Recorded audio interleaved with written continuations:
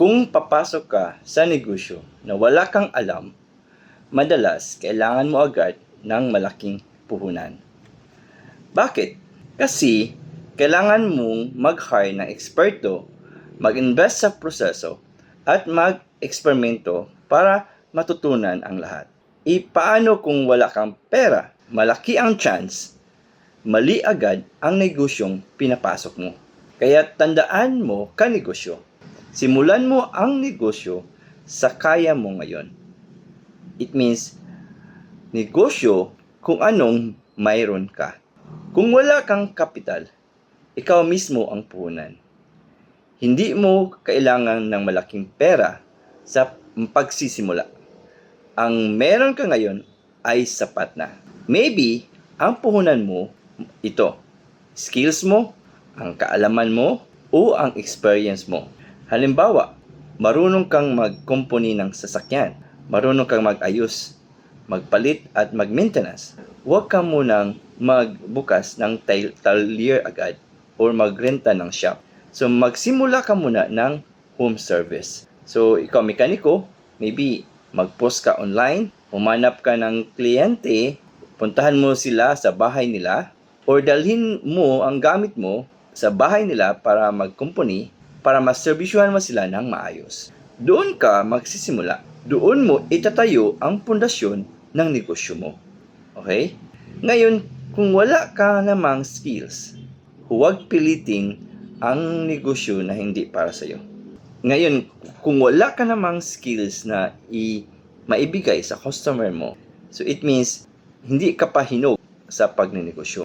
Hindi porket uso, papasokin mo na. Hindi porket nakikita mo sa iba na nagtagumpay sila, gagayahin mo na. Una, ang kailangan mo kanegosyo nga hanapin mo kung saan ka magaling.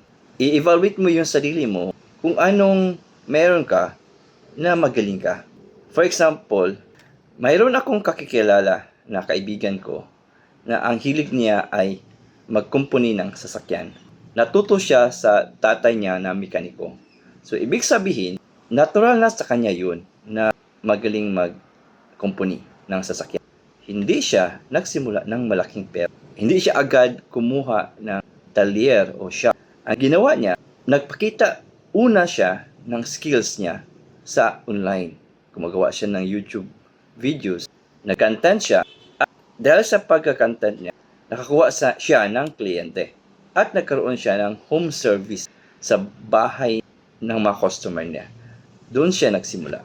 Alam mo ba, ngayon, may malaki na siyang talyer o shop. May sarili na siyang negosyo. Dahil doon siya nagsimula una. Mga kanegosyo, ito ang aral na dapat nating malaman. Hindi mo kailangan magsimula ng malaki sa pagnenegosyo. Hindi mo kailangan ng malaking pera.